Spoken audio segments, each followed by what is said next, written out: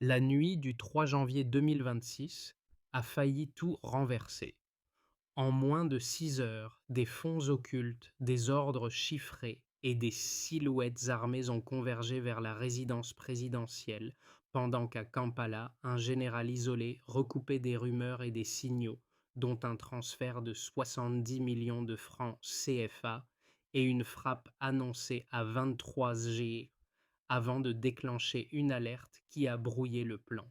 Que signifie, pour ceux qui regardent, la survie d'Ibrahim Traoré face à une neutralisation de la tête programmée? Un serment continental s'esquisse dans le silence.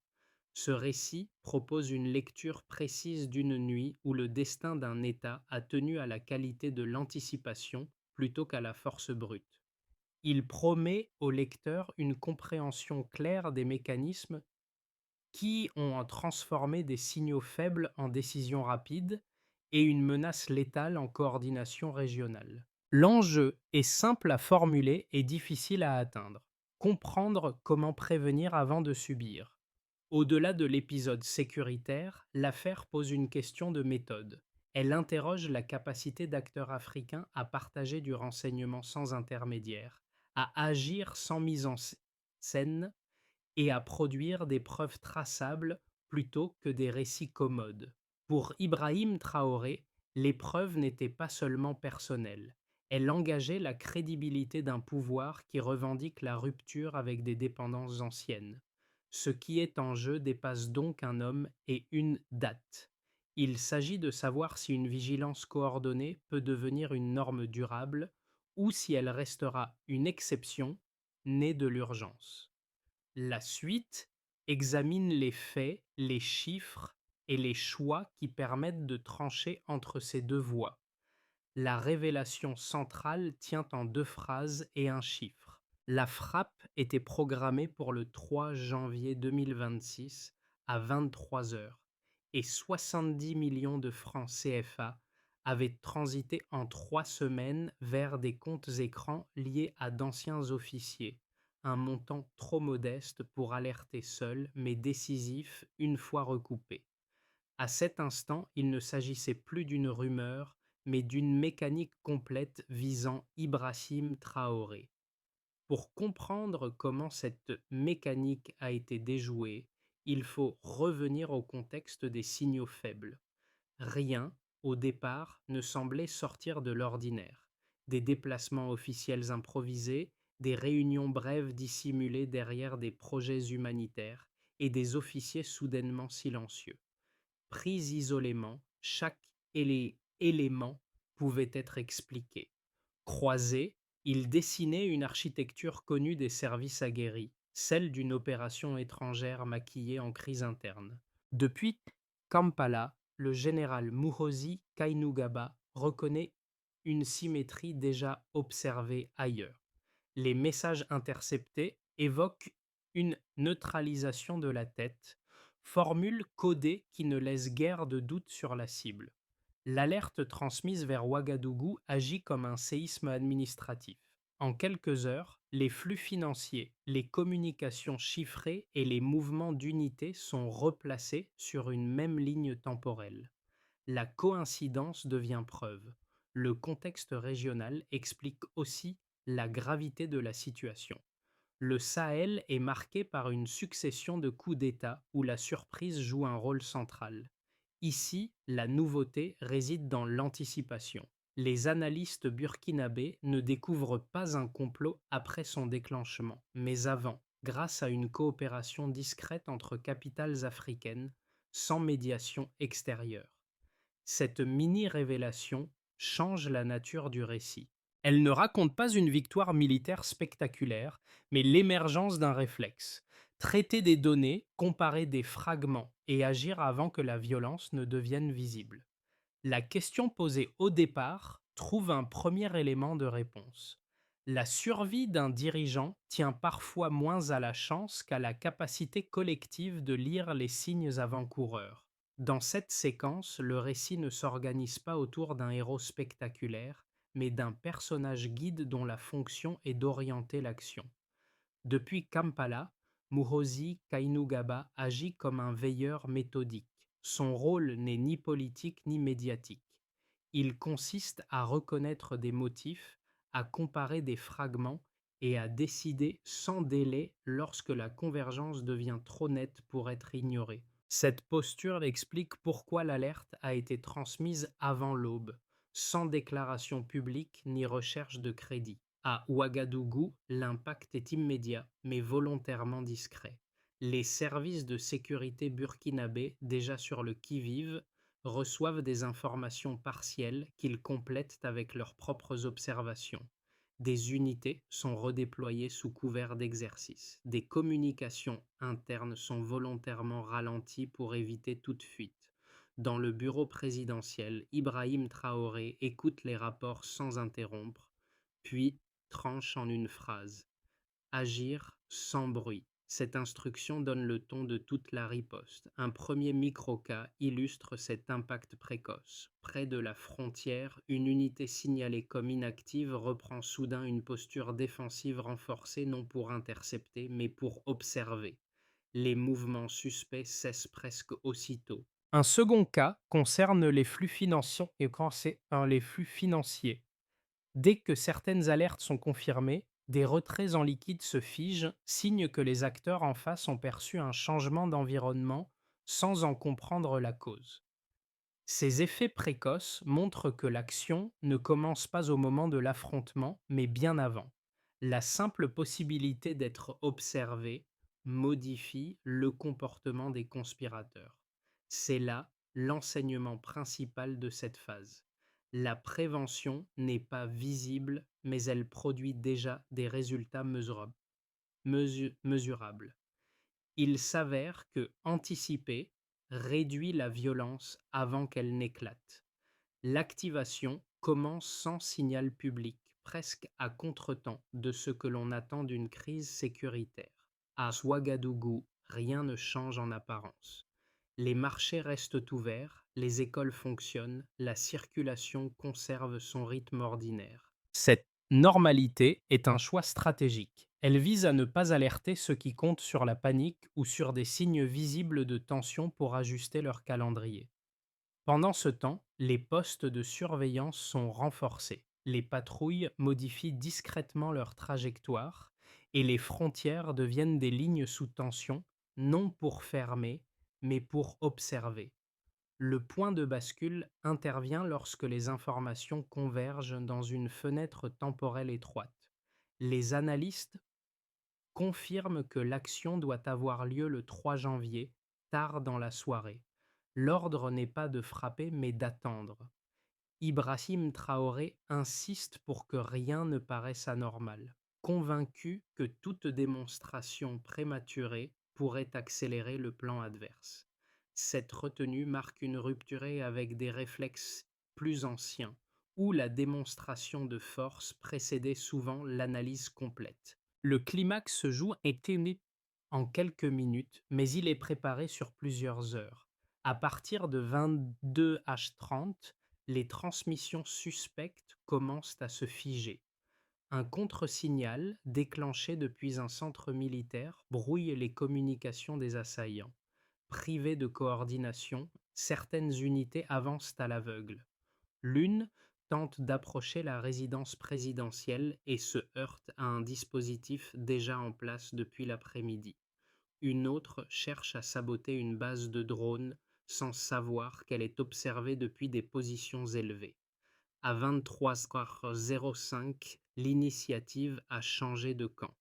Les forces loyalistes contrôlent les points clés, sans affrontements prolongés ni tirs indiscriminés. La neutralisation n'a rien de spectaculaire. Elle est méthodique, presque froide. Les arrestations se succèdent, ciblant des officiers à la retraite, des intermédiaires logistiques et des relais financiers. Aucun communiqué n'est publié sur le moment. Le silence est maintenu jusqu'à l'aube pour éviter toute amplification inutile. Lorsque la nouvelle commence à circuler, le coup a déjà échoué avant d'avoir existé dans l'espace public, se mesure dans les heures qui suivent.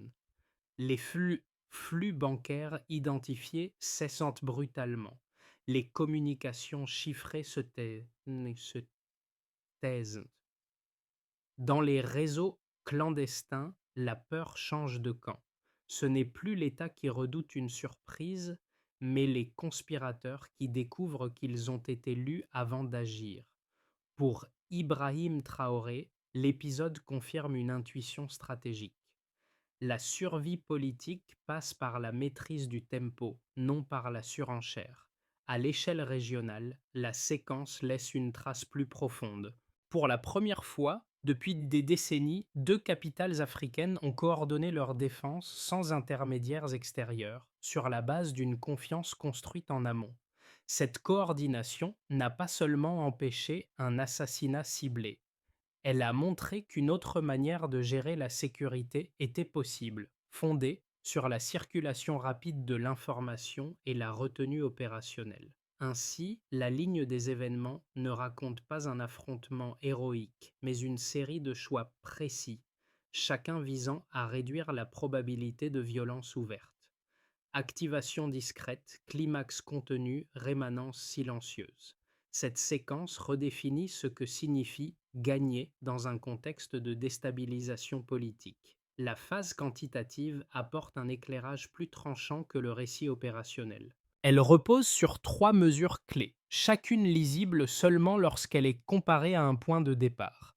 La première concerne les flux financiers. Baseline, des transferts fragmentés, inférieurs au seuil d'alerte classique, répartis sur plusieurs semaines. Delta, l'identification de 70 millions de francs CFA transférés en 3 semaines depuis Abidjan vers des comptes écrans liés à d'anciens officiers burkinabés. Pris isolément, le montant paraît limité.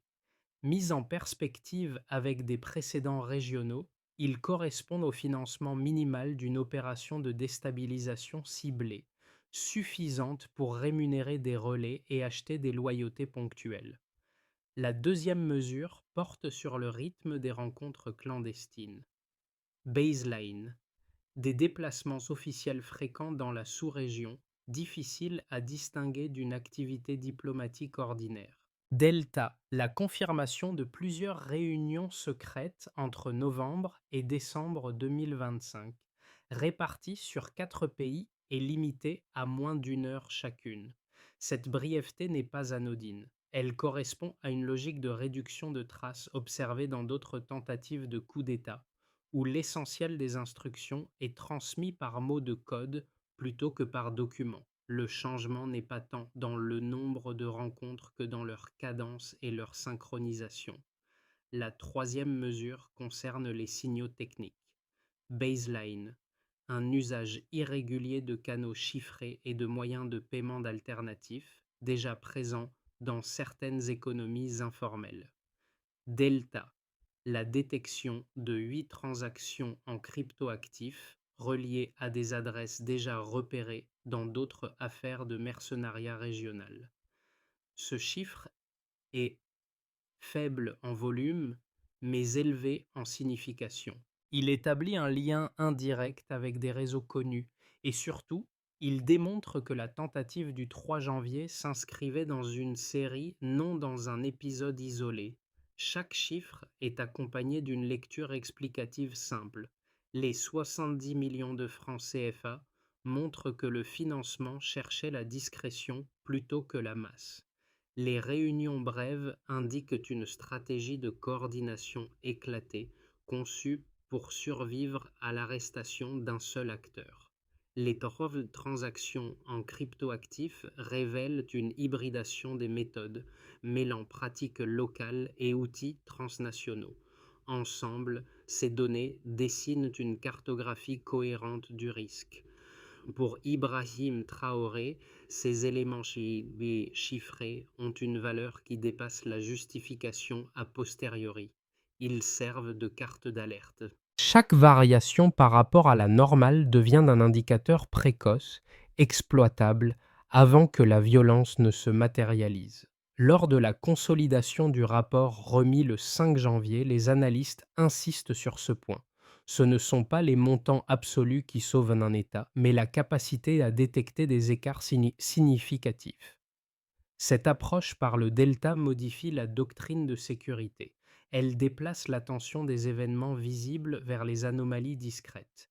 Elle exige aussi une coopération étroite entre services capables de partager des données brutes sans filtre politique immédiat. En ce sens, l'épisode du 3 janvier marque moins une victoire ponctuelle qu'un apprentissage institutionnel. La question ouverte au terme de cette analyse est simple. Combien d'autres signaux comparables circulent encore sans être reliés, faute de mécanismes communs de lecture? Conditionne la capacité de la région à prévenir la prochaine crise avant qu'elle ne franchisse le seuil irréversible. Deux objections structurées reviennent lorsqu'on examine cette séquence et elles méritent d'être formulées dans leur version la plus solide. La première soutient que l'affaire aurait été amplifiée pour consolider le pouvoir en place. Selon cette lecture, la narration d'un complot déjoué renforcerait la légitimité d'Ibrahim Traoré dans un contexte où l'opinion publique reste sensible au récit de menaces extérieures. L'argument insiste sur l'absence de preuves publiques exhaustives et rappelle que, dans le Sahel, les annonces sécuritaires servent parfois à verrouiller l'espace politique. La prudence est ici rationnelle. L'histoire régionale regorge d'épisodes où la frontière entre renseignements réels et communication stratégique est floue. La seconde objection met en doute le rôle attribué à la coopération régionale. Elle avance que l'importance accordée à l'alerte venue de Kampala serait romancée, voire exagérée, au détriment des capacités internes burkinabées. Dans cette perspective, la mise en avant d'un réseau panafricain naissant masquerait une réalité plus classique, une surveillance nationale efficace qui aurait, de toute façon, permis de neutraliser la menace. Le risque serait alors de transformer un succès local en symbole continental prématuré. Ces deux thèses appellent une réponse fondée sur les éléments documentés. Concernant la première, les données consolidées ne reposent pas uniquement sur un récit officiel.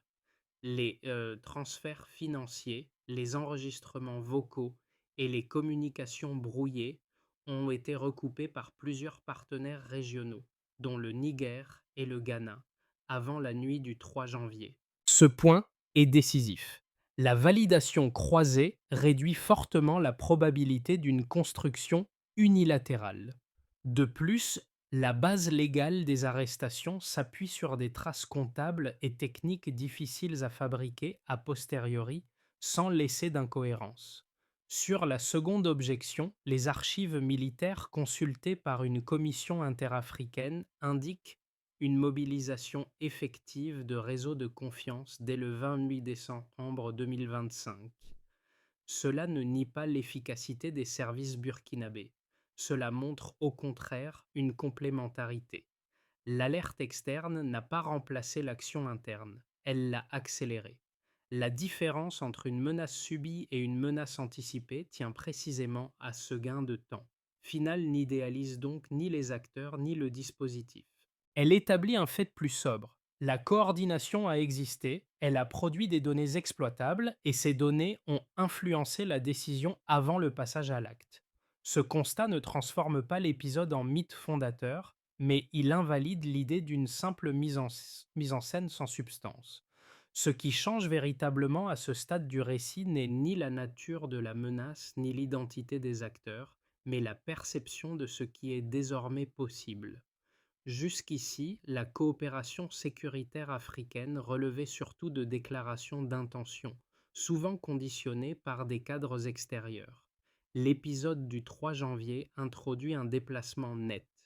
Des services ont échangé, décidé et agi sans aval occidental préalable, et surtout avant que la crise n'éclate au grand jour. Ce basculement se lit dans un détail souvent négligé. L'alerte transmise depuis Kampala n'était pas accompagnée d'une demande politique ni d'un communiqué. Elle relevait d'un protocole informel bâti au fil des années entre officiers africains, fondé sur la confiance personnelle et la circulation rapide de signaux bruts.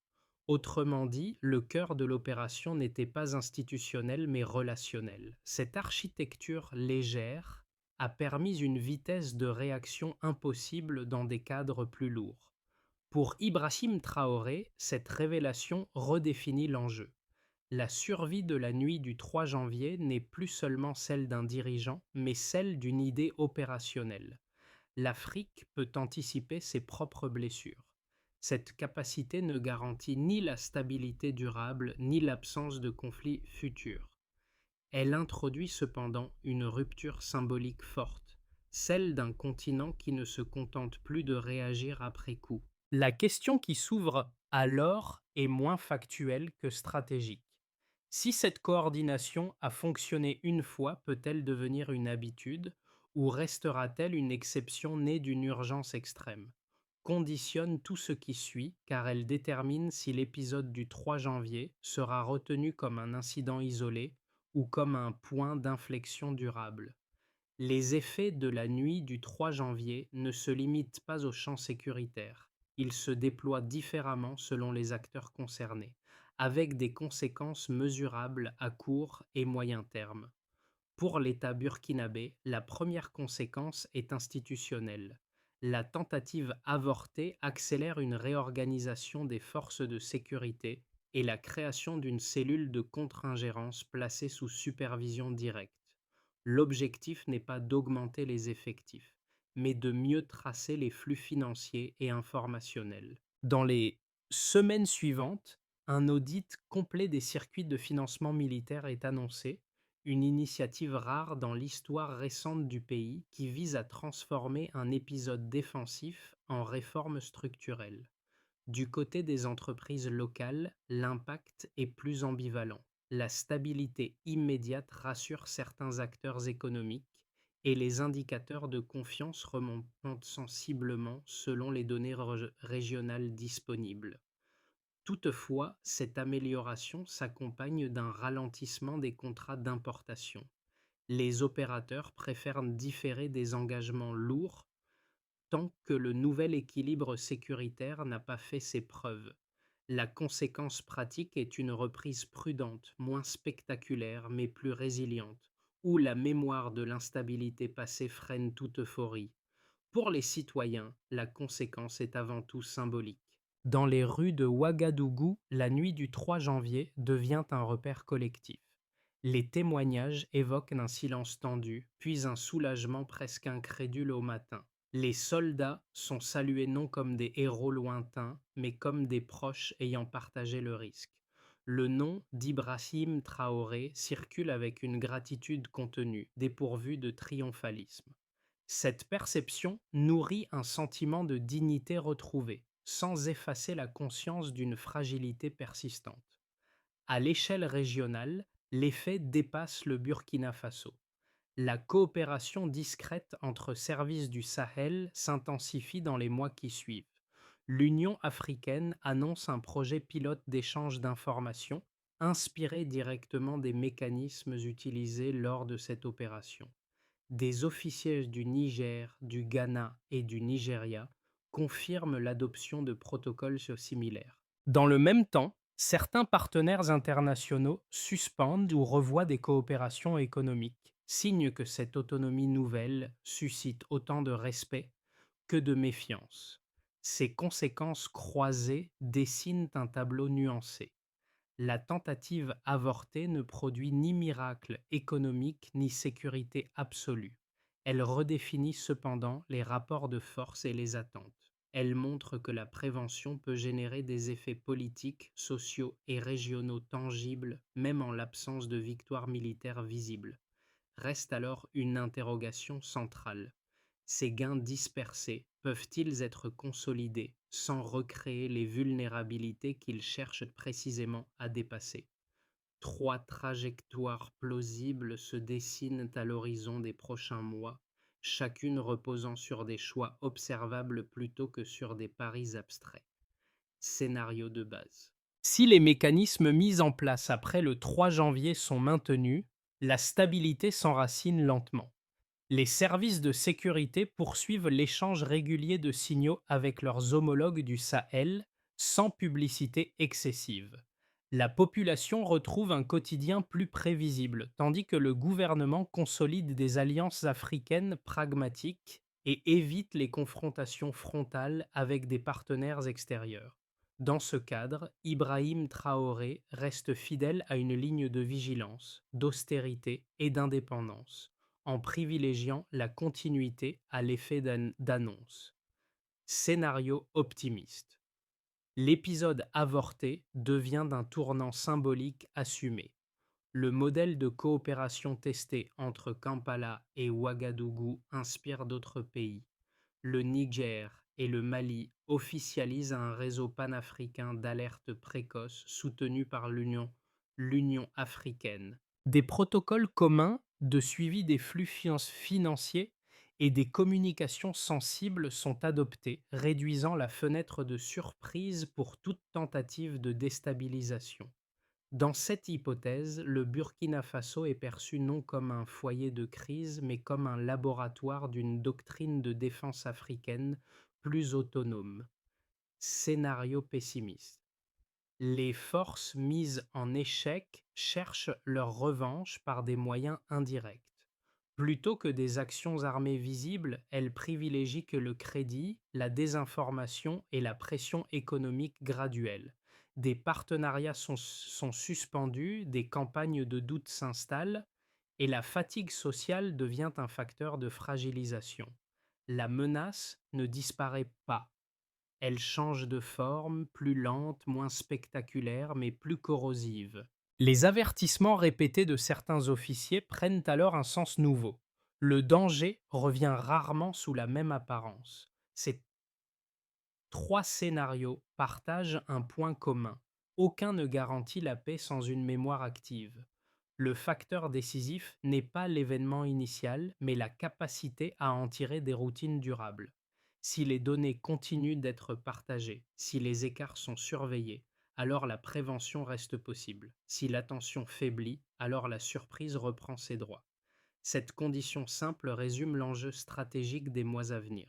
À ce stade, l'analyse peut sembler éloignée du quotidien. Pourtant, les effets de cette nuit se déclinent différemment selon les groupes qui la regardent, de près ou de loin. Pour un premier groupe composé de citoyens directement exposés à l'instabilité, l'enjeu est la lisibilité. Savoir qu'une menace a été anticipée et non subie modifie la relation à l'État. La confiance ne devient pas aveugle, mais conditionnelle. Elle repose sur la capacité des institutions à expliquer, à informer sans dramatiser, et à montrer que la vigilance n'est pas incompatible avec la vie ordinaire. L'expérience du 3 janvier sert alors de repère. La sécurité n'est crédible que si elle reste discrète et continue. Un second groupe concerne les acteurs économiques et sociaux. Pour eux, la question centrale est la prévisibilité. Les décisions d'investissement, d'embauche ou de partenariat dépendent moins de la disparition totale du risque que de sa gestion lisible. Une coordination régionale efficace réduit l'incertitude extrême, même si elle n'élimine pas les chocs. À court terme, cela encourage des choix prudents mais durables, fondés sur l'idée que les crises ne surgissent plus sans signaux préalables. Un troisième groupe regroupe les observateurs extérieurs, journalistes, chercheurs ou partenaires internationaux. Leur lecture influence la réputation du pays. Un récit centré uniquement sur la menace nourrit la méfiance. Un récit appuyé sur des données, des procédures et des coopérations mesurables change le cadre. Il transforme un épisode sécuritaire en cas d'étude sur la prévention. Cette distinction pèse sur la manière dont le Burkina Faso est perçu et traité dans les mois suivants. Pour chacun de ces groupes, deux gestes vassaux simples émergent.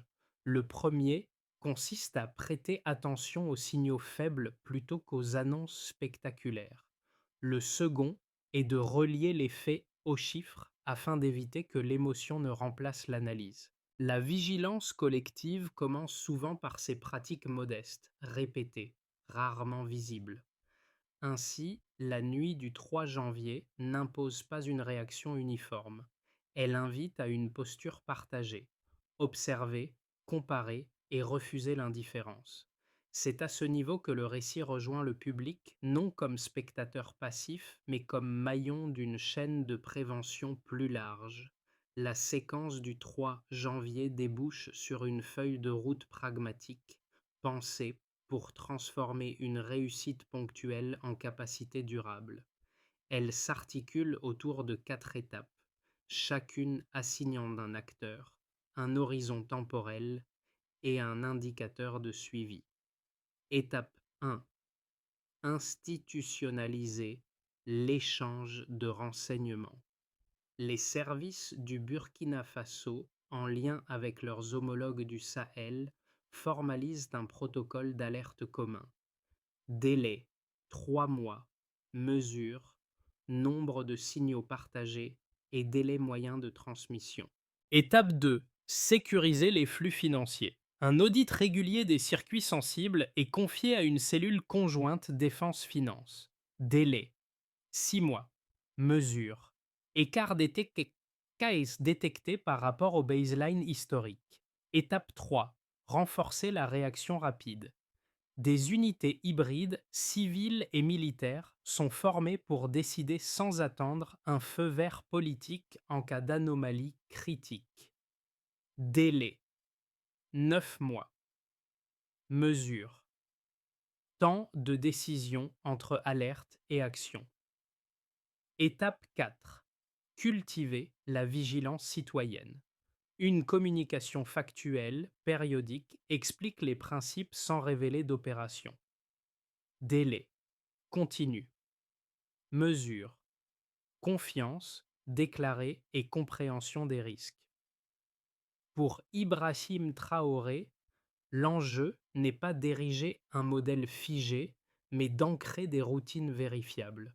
La réussite se juge moins à l'absence de crise qu'à la capacité de les voir venir et de réduire leur intensité. Cette feuille de route ne promet pas l'immunité, elle propose une discipline.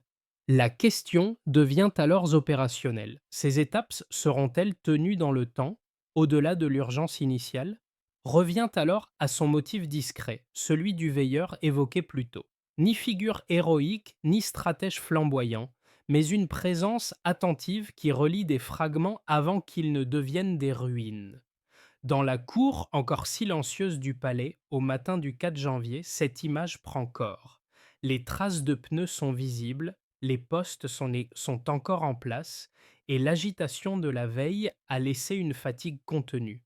Rien ne célèbre une victoire parce que rien n'a explosé. Pour Ibrahim Traoré, ce moment n'appelle ni triomphe ni mise en scène.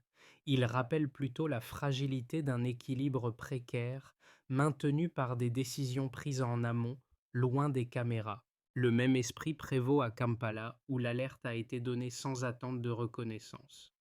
2 capitales, 2 bureaux éclairés, tard dans la nuit, un même choix, agir avant que l'histoire ne bascule. Ce rappel émotionnel n'est pas nostalgique. Il sert à ancrer la mémoire d'un instant où la retenue a compté plus que la force et où la coordination a remplacé la réaction tardive. Le veilleur n'est pas un homme isolé. Il devient une fonction collective partagée par ceux qui observent, comparent et décident sans bruit. La leçon tient en peu de mots, mais elle est exigeante à appliquer. Prévenir vaut plus que réparer. Cette histoire ne se referme pas avec une arrestation ni avec un communiqué officiel. Elle se prolonge dans un espace plus large, celui des choix collectifs et des habitudes qui façonnent la durée. La nuit du 3 janvier montre qu'une crise peut être contenue sans bruit, mais elle rappelle aussi que rien n'est définitivement acquis. La vigilance n'est pas un état d'exception, c'est une pratique sociale, politique et médiatique qui se cultive dans le temps. Pour certains, le récit restera celui d'une tentative de coup d'État avorté autour d'Ibrahim Traoré. Pour d'autres, il deviendra un cas d'école sur la manière de lire les signaux faibles avant qu'ils ne se transforment en violence ouverte. Entre ces deux lectures, il existe un espace de discussion nécessaire. Il concerne la transparence sans exhibition, la coopération sans dépendance et la mémoire sans dramatisation. L'enjeu n'est pas d'ériger des figures intouchables ni de figer une nuit en mythe fondateur. Il est de se demander comment ces mécanismes peuvent être compris, critiqués et améliorés. Une société qui débat de ces alertes apprend à se protéger. Une société qui les oublie s'expose à les revivre. Et volontairement simple, mais décisive. Comment transformer cette vigilance ponctuelle en réflexe durable, partagé bien au-delà d'un seul pays?